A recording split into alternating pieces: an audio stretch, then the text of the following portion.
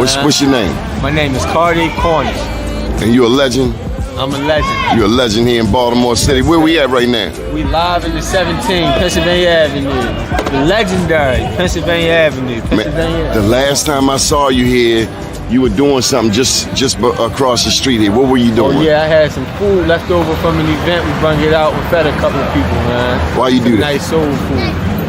Why you do that?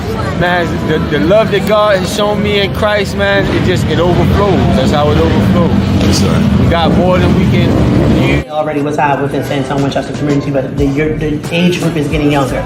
Children under the age of 18 being murdered in San Antonio has a high peak right now. So our goal is to catch the children.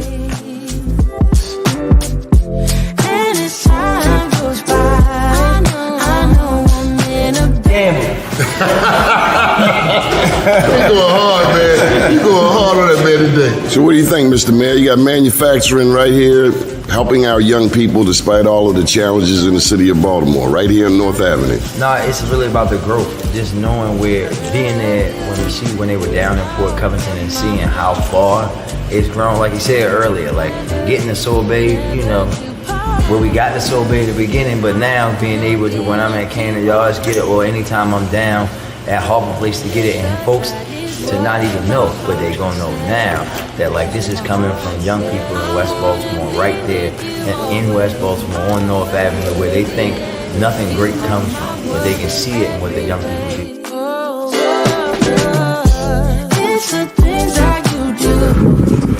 Here on the bank of Mississippi, now right here, French Ford Mathis.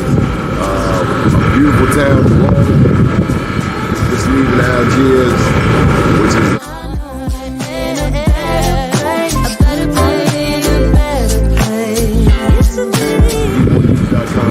an update 10 years since Katrina. The news.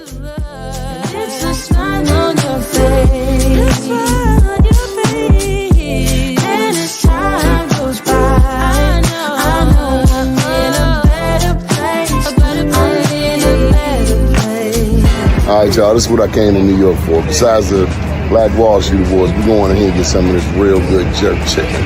Johnny Glover, out. Your skin, just the touch of your hand makes me tremble within. But we need to feed our loved ones.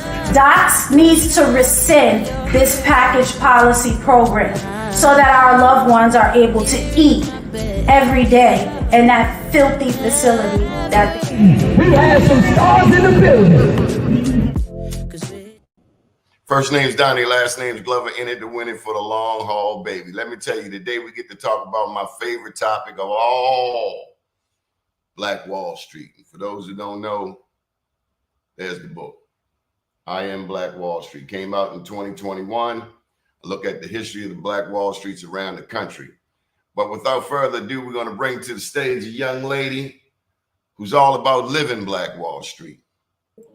Her name is Jacqui Cummings. Hello, everyone. Hey, Doni, how you doing, darling? How you living?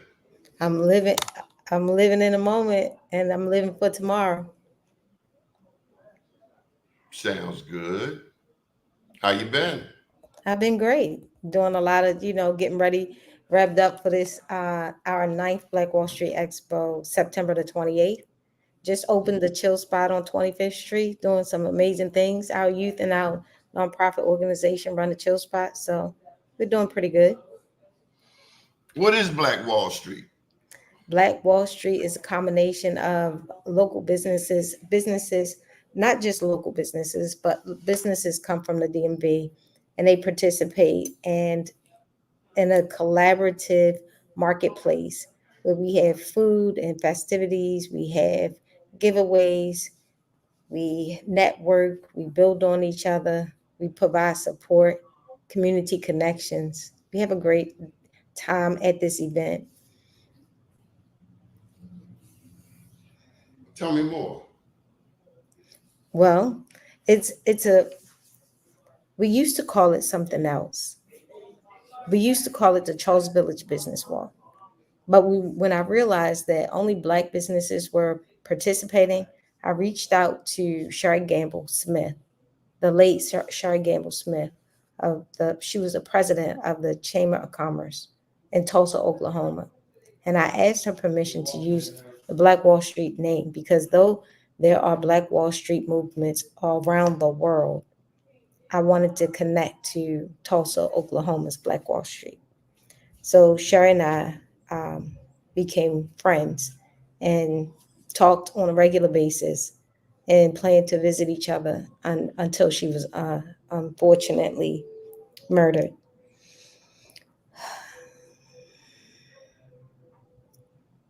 By her husband, unfortunately, in domestic violence.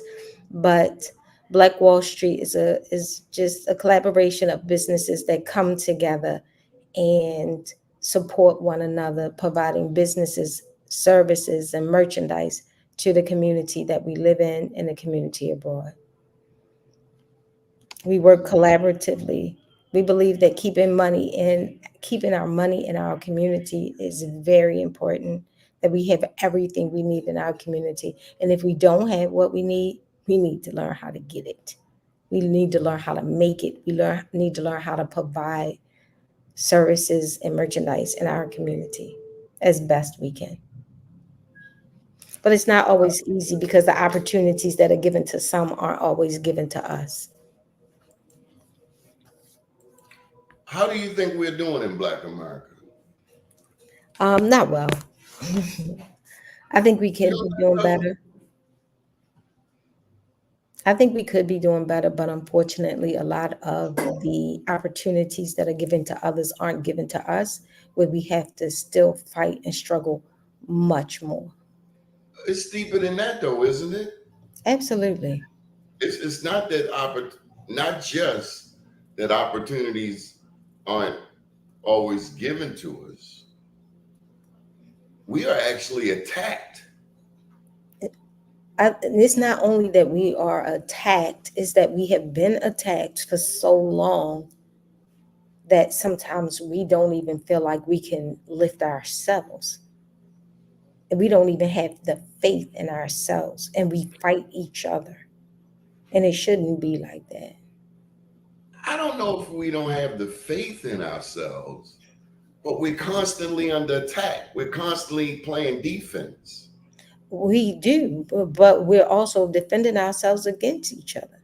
Like it's unfortunate that we fight, that a lot of us are in situations where we feel I can't help my brother because I don't want them to do better than me, or I can't help my brother because I want to be on the top. It's not about being on the top. It's about working together to be on top together. It's enough for everybody to eat well. But isn't it understandable that, I mean, give it, granted, we're 13% of the population, and we're going to have, like any other community, those people over there. Yeah. But we also got those people over here, like you, prayerfully like me. Hmm. And that's why we have to continue in our greatness, right? We have to continue doing our best. We have to continue being providers and supporters. So we can all eat. As many who want to eat will eat. We have to believe in each other and support each other.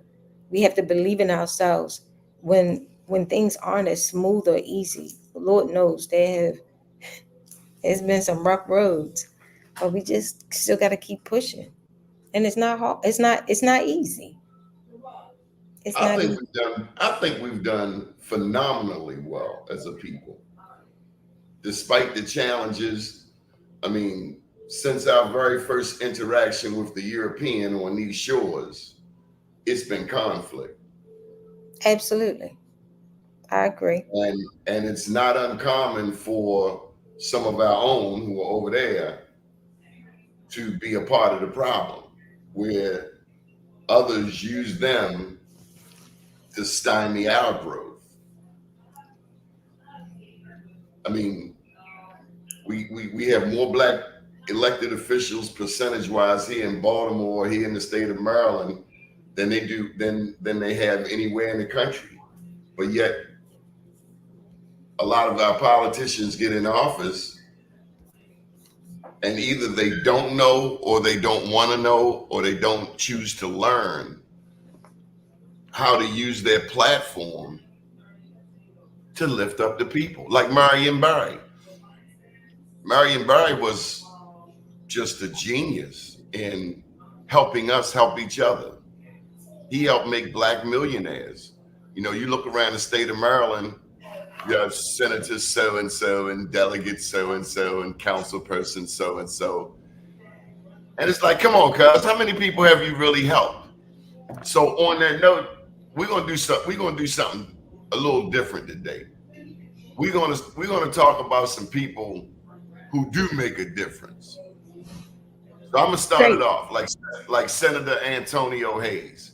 He has brought $28 million by way of Governor Westmore to West North Avenue. That's over here where I live at. You over there, Mideast, Charles Village. Senator Hayes has brought $28 million to West North Avenue. Now that's a politician who gets it. You gotta bring the money. You gotta bring back that money. Because they always ask us to vote Democrat and vote for this person, vote for that person. What do we get in return? So it's your turn. Give me a politician who has been helpful that you know of. Helpful to black business. I'm gonna keep my lips shut on that one. Oh, damn. I'm gonna keep my lips shut on that one. I love you. Jeez, Jacqui. Yep. Joseph Garner, Arcontrolli Terrace. Hi, Joseph. Oh, you know him?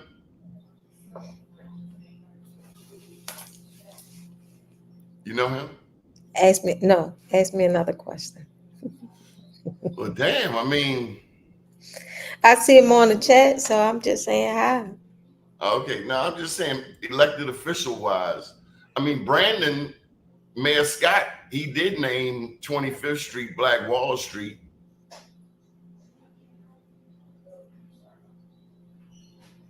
He did come to your event. I saw him there. Yes, Mayor Scott came to a few of our events. Yes, he did. Absolutely. We got to give some credit. So I said Antonio. We had several politicians come to our events, and I'm grateful for their presence. Mayor Brandon Scott came. Yes, that's true. Who else came? Mayor Sheila Dixon came.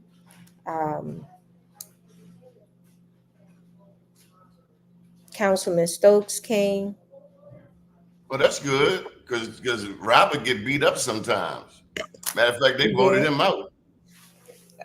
Facts. Did you meet his replacement? I did.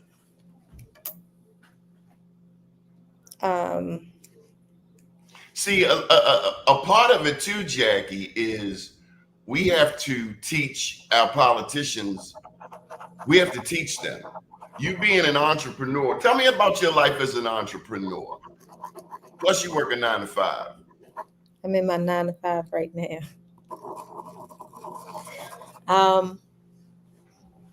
Tell me about life as an entrepreneur. Life as an entrepreneur has always had its ups and downs. I work in real estate, so I lease commercial office space, and I love providing opportunities for businesses to thrive and grow, Black-owned businesses to thrive and grow.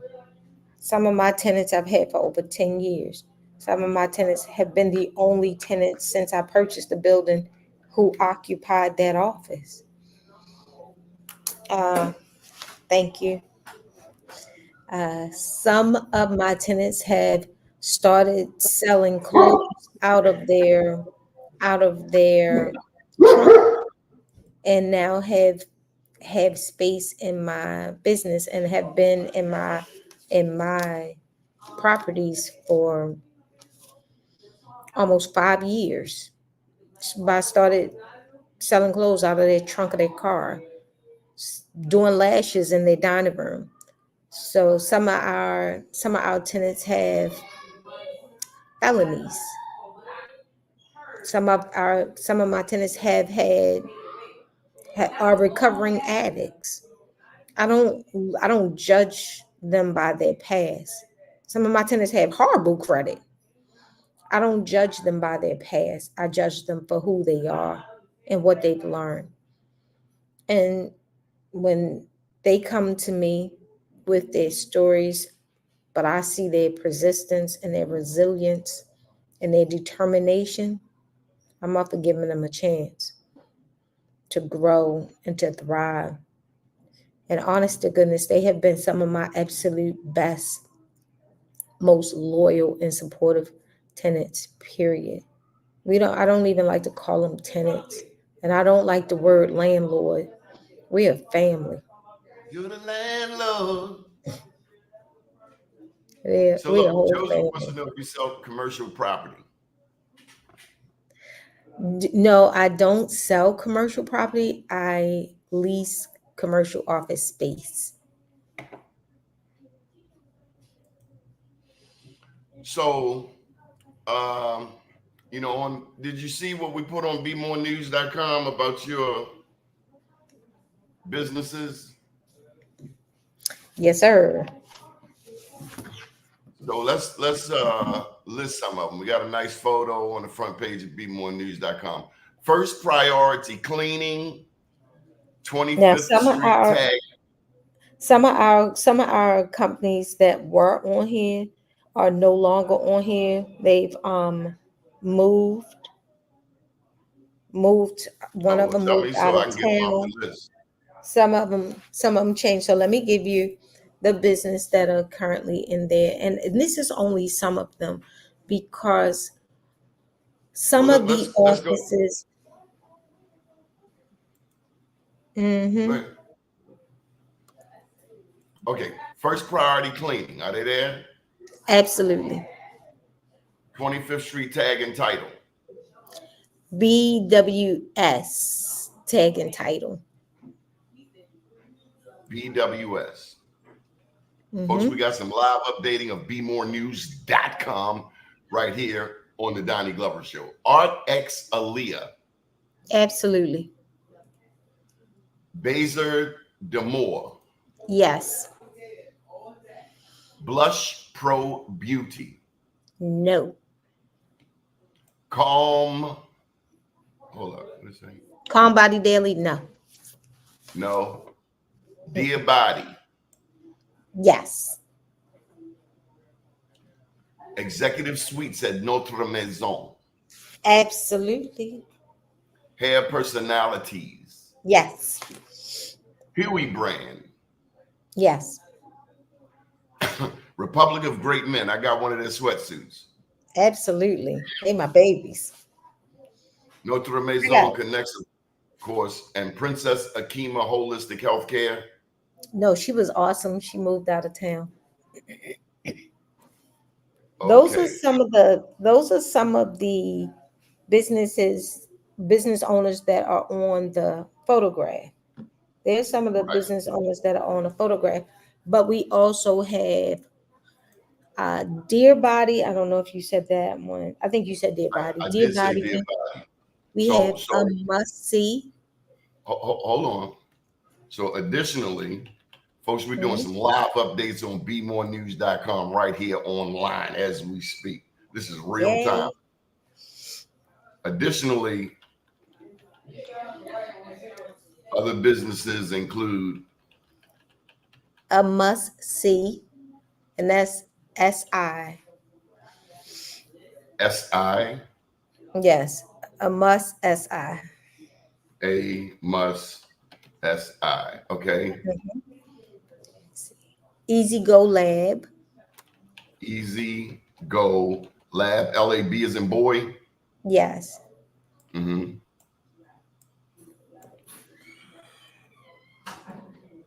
Dig into change.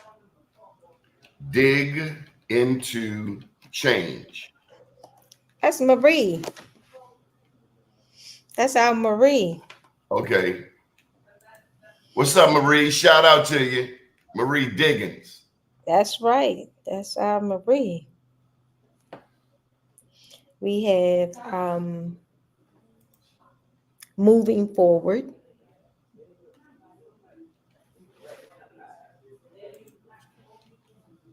Moving forward. Mm-hmm. Uh-huh. We have my sister's keeper, House of Kings. That's all one name. Yes, my sister's keeper, House of Kings. Okay. Tax time. Tax time. Mm-hmm. Woohoo. All right. Born Ready Inc. Born Ready Inc. Mm-hmm. Okay.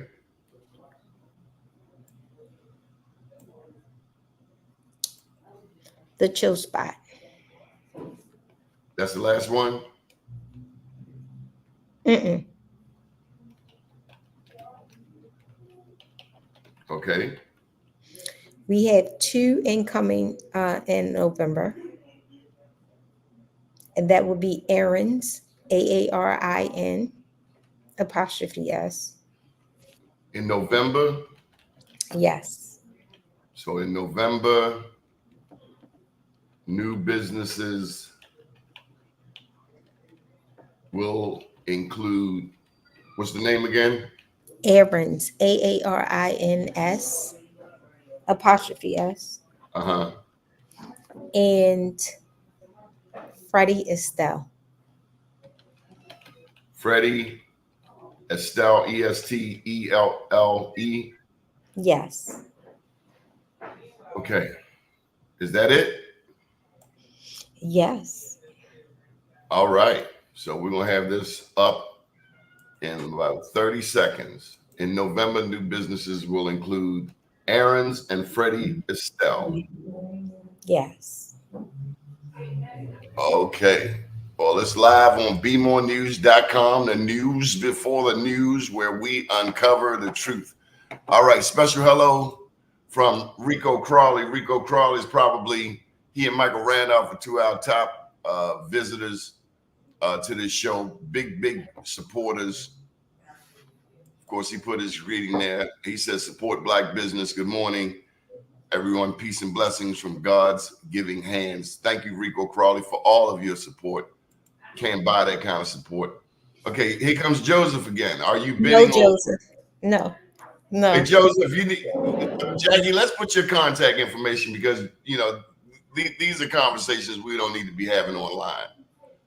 How can people reach you, Jacqui? Sure. They can email me at info@nmconnects.org. The phone number? 410-235-5222. Yeah, Joseph, some things we need to do not, you know, in the public space. So let's talk about Notre Maison. Probably the name you like to say more than anything.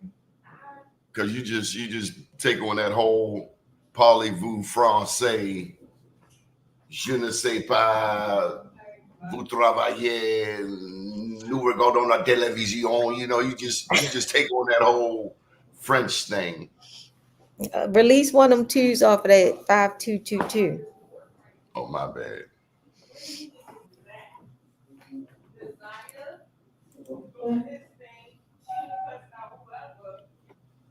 Damn.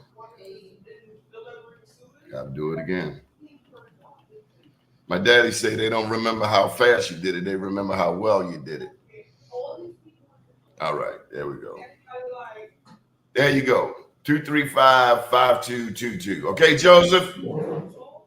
All right. So tell me about Notre Maison.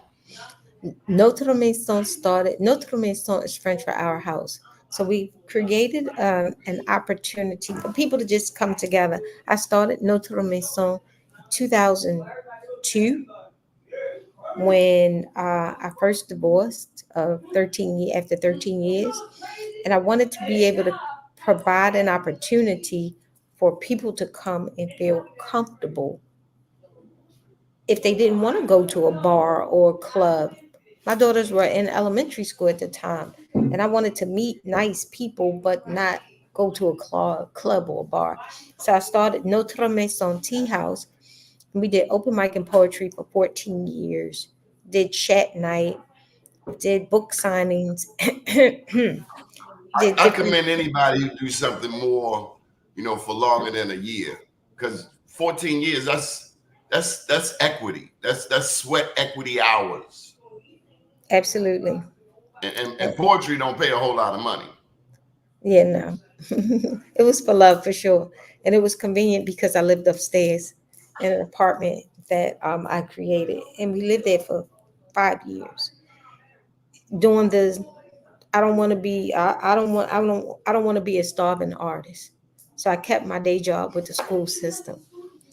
And so from there I purchased the double building next door and I started leasing office space as executive suites at Notre Maison. That's pretty smart, Jacqui. What prompted you to expand like that? Was it just Opportunity. common sense? Opportunity. I had when I first moved to the block, people said, "You gonna buy up the whole block?" I'm like, "You crazy? No, no way." But opportunity presented itself, and I was available. I was ready. See, I believe in not getting ready, but being ready. I really believe in that. Just be ready all the time. And so, because you don't know when the opportunity is gonna present itself for you to be amazing and for you to come up. So just be ready. And then the opportunity of building came available in 2021 for me to buy the old Scott bookstore. So I purchased that one too. And then the last building I purchased, which is 36 West 25th Street, the owner of the building, the original owner of the building passed, and her son acquired the building. Before she passed, or soon after she passed, her son had visited from California, and he just so happened to visit during the Black Wall Street Expo. And so he talked to me and saw what was going on and came up to the executive suites at 1416. He was really impressed with what he saw and what I was doing. So he called me some months later and he said, "Do you remember me?" I said, "Yes, I do." He said, "I'd like to sell you my building." And I said, "I'd like to buy your building." And so I did. It's not about getting ready, it's about being ready. So I purchased this building, and that is the new home of the Chill Spot, which is where we're going to bring back some of the elements of Notre Maison Tea House, where we have chat nights and open discussion and podcasts and book signings. Aren't you doing your book signing there? Yes, ma'am. That's right. We have we have a birthday party coming up. We've been open not even a month. Well, yesterday made a month. We've had Congratulations, Jacqui. Thank you. We've had a motorcycle club meets there regularly. They've already had 3 meetings there. And it's just if you need a place to hold a meeting, do something intimate, sipping paints and things like that, we are available. Get on the calendar because days are filling up. We have our young people in our nonprofit organization called Notre Maison Connects. They're doing a young people's chat night podcast where they have an open discussion every other Wednesday. They're starting October 9th. Jacqui, you are such an inspiration to so many of us. And you're very giving, you're sharing. You're always about helping people, but you don't take no foolishness. I limit the foolishness. I limit it. I really limit the foolishness, but I really don't get too much foolishness. I get more respect than foolishness. How do you balance the 9 to 5, the entrepreneurship? How do you balance that? What's the other side of that people don't see? My downtime is my downtime, and I do have my downtime. Sometimes my downtime is spending quality time with my daughters, whether it's FaceTime or just over the phone because they live in California and Atlanta. But my youngest daughter, Erin, is returning to Baltimore in November, and she's opening a vegan restaurant in the Chill Spot. So that's why Erin's has been added to the list of businesses coming to 25th Street. She will be adding a vegetarian menu to the Chill Spot, and her fiance owns a clothing brand called Freddie Estelle. He does I mean his work is very impressive, and I'm so excited to have him on 25th Street and on board. If you are on Instagram, Erin's is Hey Erin. She acts and models in California, and she brings me so much joy and peace and help, and so will her fiance. My son-in-law is such a sweetheart, and I'm so excited about them returning. My oldest daughter, Aaliyah, helps me out. Our ex Aaliyah helps me out a lot as well. We are all entrepreneurs, and we support and love on each other and assist each other, and that helps to ground me. But it's got to be more. It's got to be more than just your daughter. I heard you like horses. I'm gonna leave it at that. Oh, come on now. I heard you like horses. I love horses. I love horseback riding. I love yoga. I love playing racquetball. I love being very active, skydiving, zip lining, rock climbing. I love all that stuff. I like to dress up, but I also am a tomboy. And then I heard you love dogs. Oh, don't what? My Oliver? How's Pharaoh? You know we.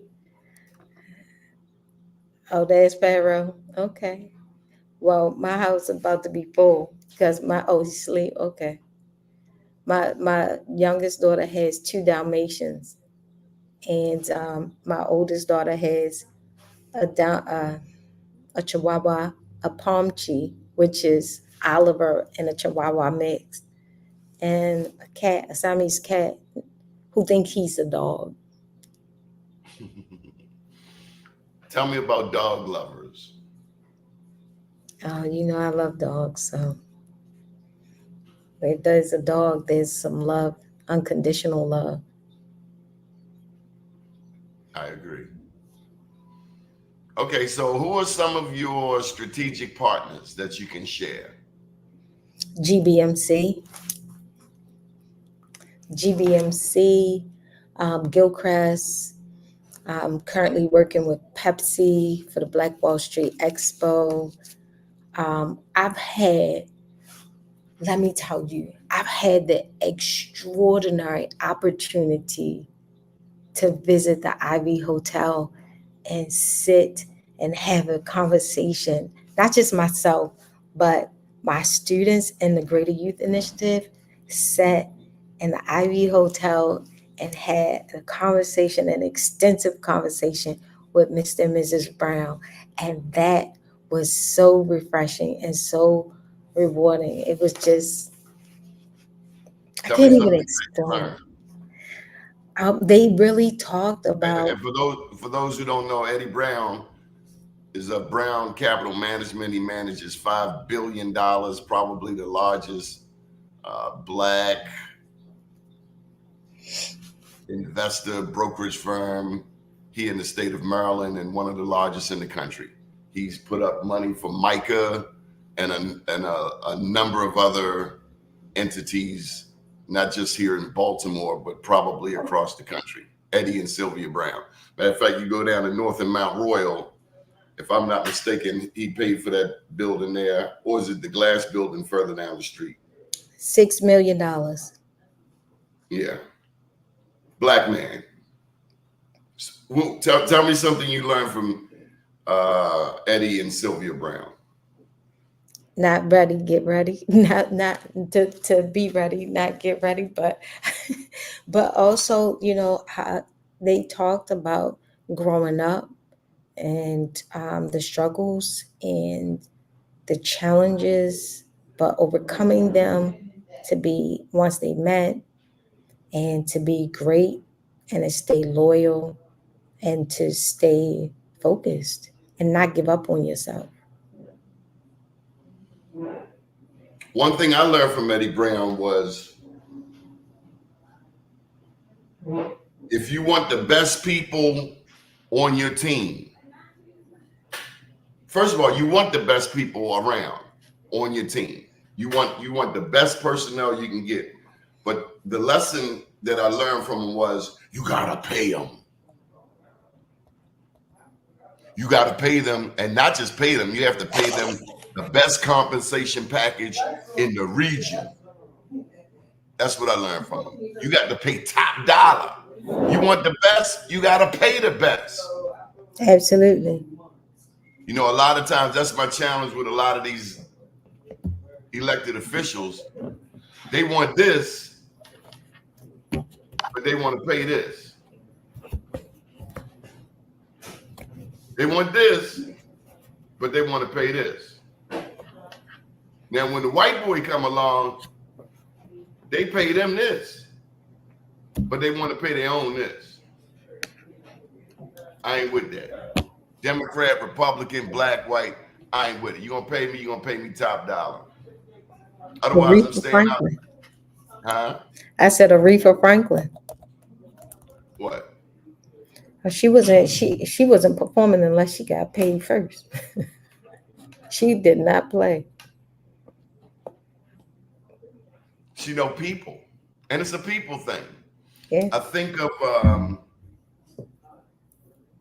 some of our best artists, you know, musical entertainers. They've had to struggle in order to get their money. But, you know, people will go out and pay people of other races top dollar, and they're not even always as talented, if at all, or even close. Anyway, I don't mean to bore you. Anything else that we need to cover?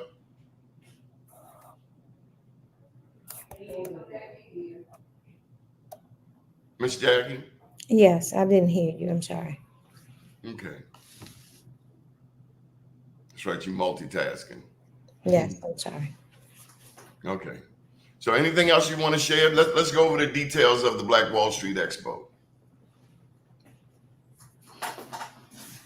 Give me 1 minute. So, folks, we're talking with Jacqui Cummings, entrepreneur extraordinaire, founder of the nonprofit Notre Maison Connects, which helps young people, helps them get their driver's license, takes them fishing to Boston and other places up and down the East Coast. I know she's trying to get a van that she's been working on. She also has a number of businesses on 25th Street, including First Priority Cleaning, BWS Tag and Title, Art Exalia, Bézier d'Amour, Diabati, Executive Suites at Notre Maison, Hair Personalities, Huey Brand, Republic of Great Men, and Notre Maison Connects. Additionally, other businesses include a Must-See, Easy Go Lab, Digging to Change, Moving Forward, My Sister's Keeper, House of Kings, Tax Time, Born Ready Inc., and The Chill Spot. And in November, 2 new businesses will be coming, which are her daughter and soon-to-be son-in-law, Aaron's and Freddie Estelle. And Jacqui Cummings is also working in the Baltimore City public school system, helping our young people, counseling them, helping them to navigate the challenges of life here in the city of Baltimore. So any final thoughts, Jacqui?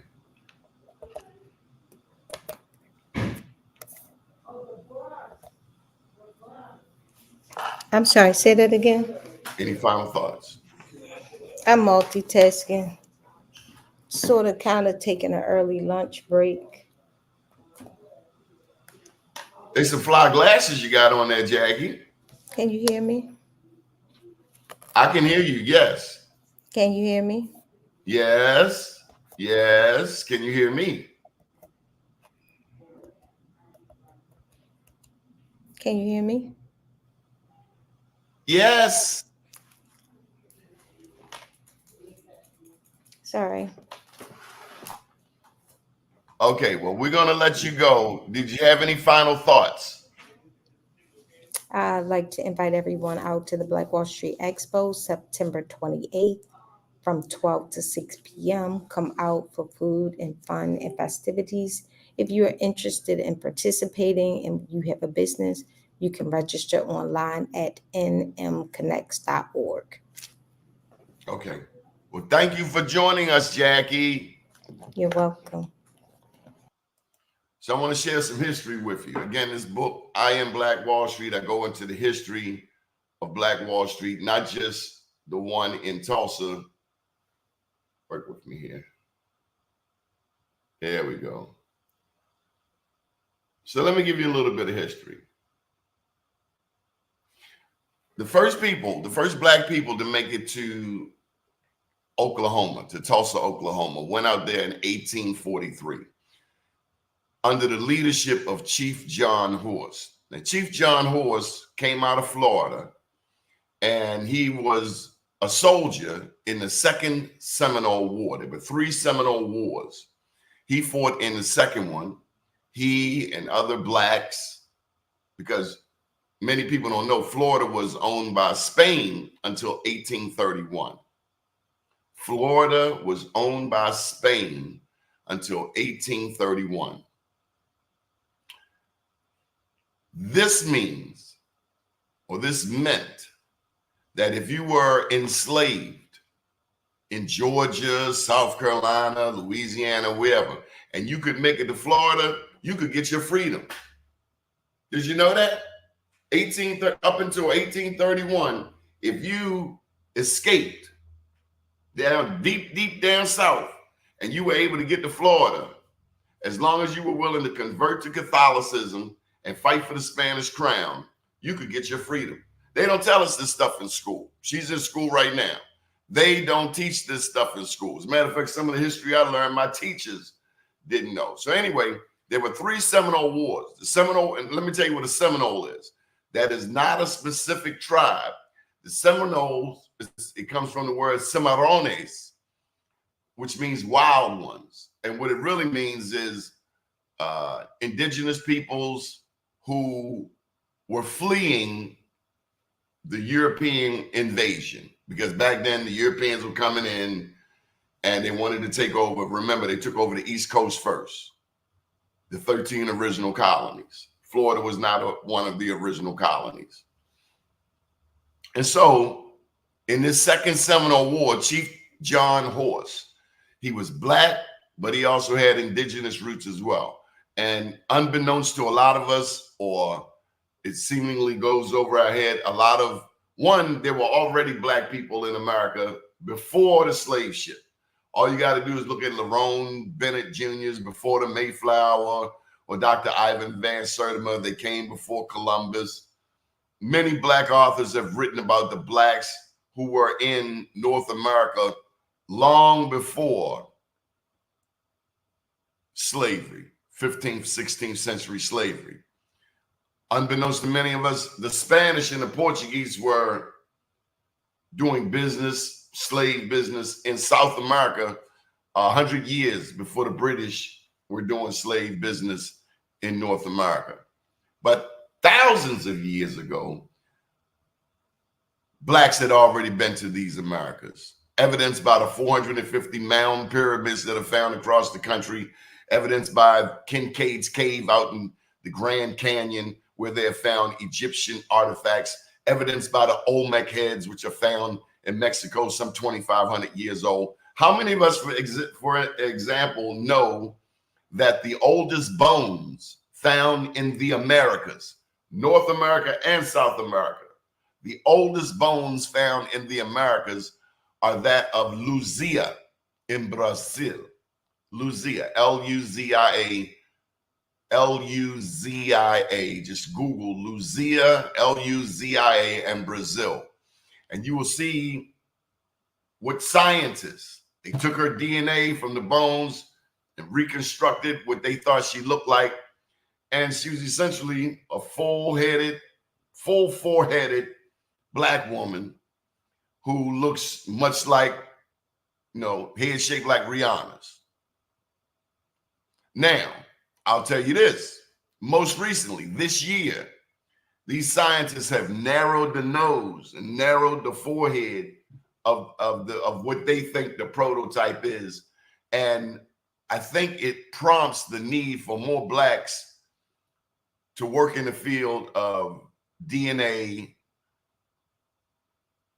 science, genetics, because too often other people, non-black people, are trying to tell our story. We need black scientists to hone in on these very same topics. But long story short, blacks have been in these Americas for thousands of years. Tell you something else. It has been said that black people came to North America in 1619. And we're talking about contemporary history. I'm not talking about Luzia or the Olmec heads or Kincaid's Cave. I'm talking about 15th, 16th century when the slave trade was thriving. We were here before 1619, at least 1525. Evidenced by the blacks who came, the Spanish enslaver tried to bring some African Americans and enslave them here in North America. And essentially they beat them up and escaped into the Gullah Islands. How many of us even know about the Gullah Islands? Off the coast of Georgia, off the coast of South Carolina. And these people have been able to maintain a lot of their indigenous culture that they brought with them from Africa. I've never been to the Gullah Islands. Lord, I want to see it. We have to learn our history. How many people know, for instance, that in New Jersey, there's a place called Burlington Island, and it is known, I write about it in this book, I Am Black Wall Street, available on Barnes & Noble and on Amazon. I Am Black Wall Street, that blacks have been all up and down the East Coast. Burlington Island, New Jersey, known as the cradle of emancipation. So much history.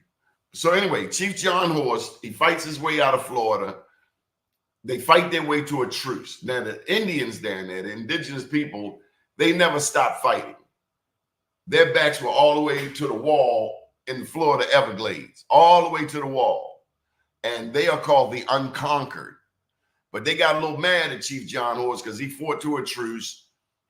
The U.S. government, including the likes of Andrew Jackson, who wanted to put blacks back in slavery, who wanted to re-enslave blacks, and who wanted to send the Indians to a reservation. And this is all in that manifest destiny. Manifest destiny is what a lot of Europeans think is their God-given right to come and dominate other races. We're not having it.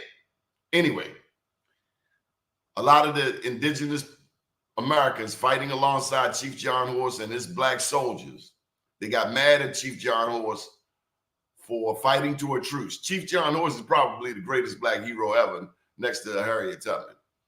But the U.S. government offered Chief John Horse land in Oklahoma. Now, at that time, Oklahoma was known as Indian Territory. Indian Territory was not called Oklahoma. Remember, everybody was on the East Coast. That's where the 13 colonies were, excluding Florida up until 1831, excluding Louisiana, because if you know your history, you know when the U.S. purchased Louisiana from France, that expanded the U.S. another 2/3 to include the other 2/3 of the country. But Chief John Horse essentially led 200 black families to Oklahoma on what was the Trail of Tears. Now, we are about revising and re-explaining history that has been lost. Not all blacks on the Trail of Tears were enslaved. I'm telling you, Chief John Horse was a soldier that fought to a truce, fighting the likes of Andrew Jackson, and they made their way all the way to Oklahoma, where they found themselves still dealing with Indians who trying to put them in slavery and white people who trying to put them in slavery. But nonetheless, you get to Oklahoma, makes a trip back east to D.C., say, hey, it's not what you told me it was going to be out here in Indian Territory / Oklahoma.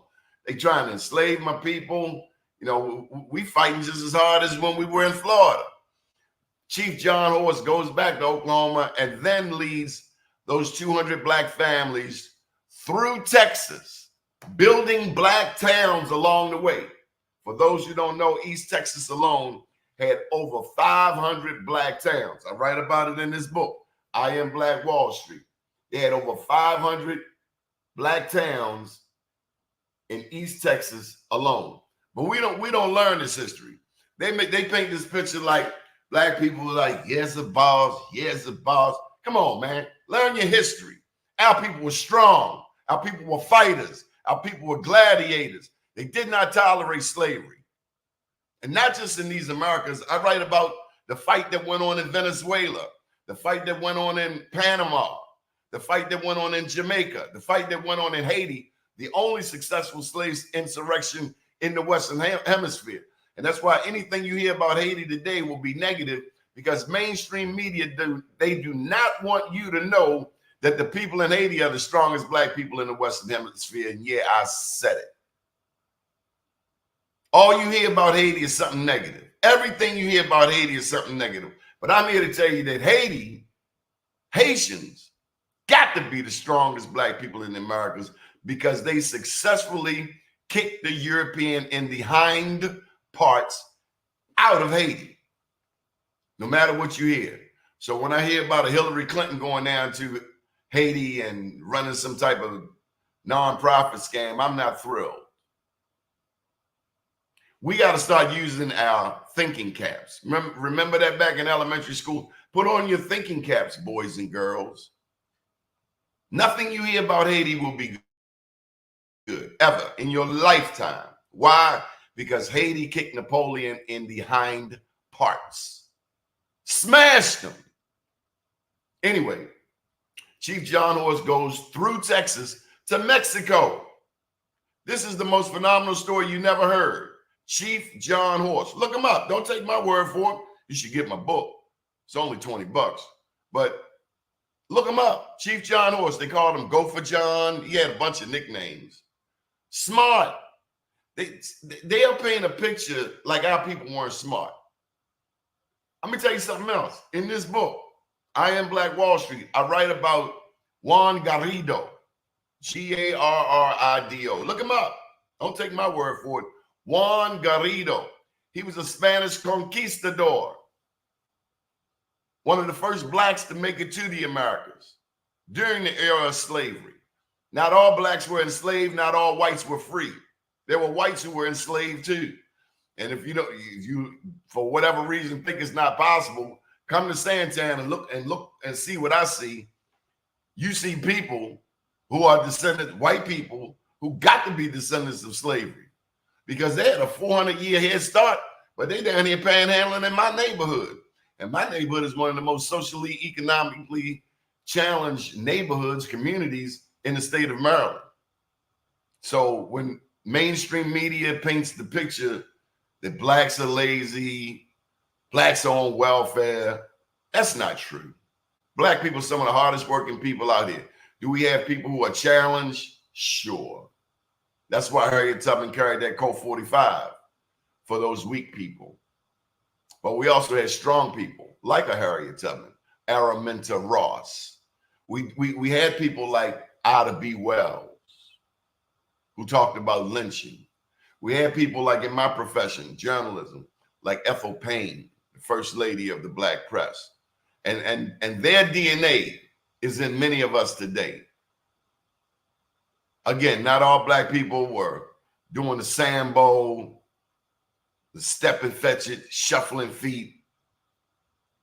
A lot of our people were revolutionaries. In Brazil, the freedom fighter extraordinaire was named Zumbi, Z-U-M-B-I, in Brazil. They say Brazil, but it's Brazil. Zumbi was a freedom fighter.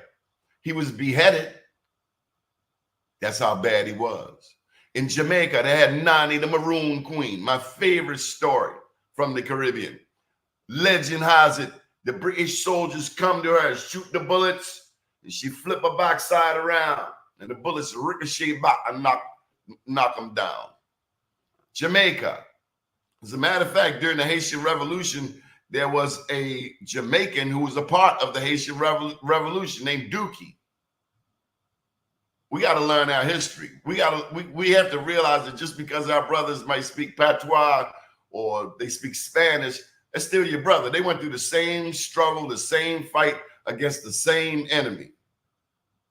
We cannot allow things to divide us. We have to learn our history, even though people like the governor of Florida wants to ban books. They want to ban knowledge. They want to revise history. They want to retell the story as if it weren't that bad. It is bad. It's so bad that you got a cat named Donald Trump who's actually eligible to run for president. So that sickness is still all around us. It's ubiquitous. And until America heals itself, until America comes clean like a drug addict at an NA meeting, until America admits how race has destroyed, how the struggle with race is destroying the very fabric and core of this nation, we will never heal. 9/11 came, oh, everybody's your brother. We all against the Arabs. White people kinder than ever before. Thanksgiving and Christmas come, oh, we nice. We giving away turkeys. We giving away toys.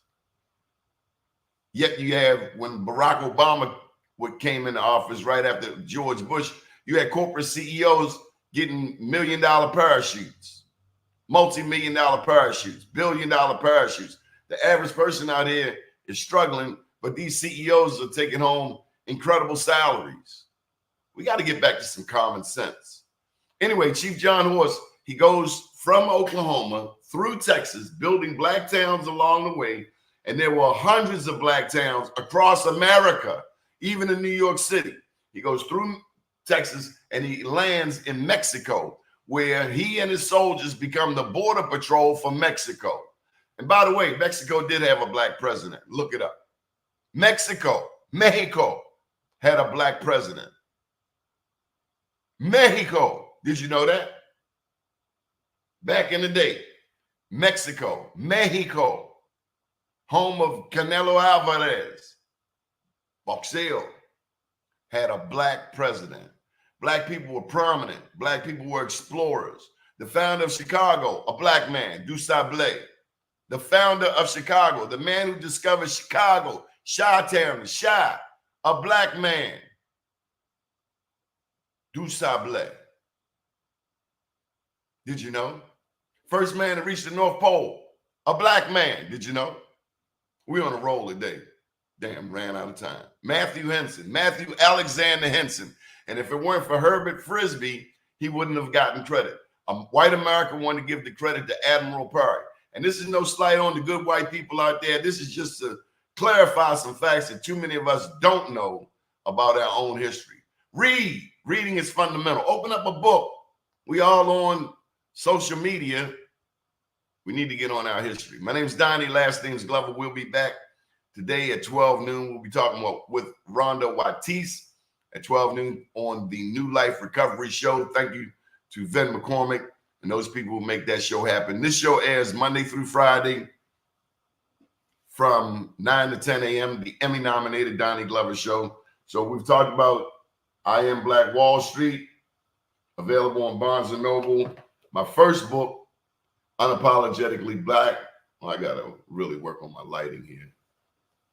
There we go. Come on. Come on. That's me at the White House. And then last but not least, my most recent book, Journalpreneur, where I look at the intersection of journalism and entrepreneurship. Have a beautiful day. Got a little bit of rain out there. It's going to help the grass to grow. Good morning, world. And special thank you, Jacqui Cummings, Notre Dame.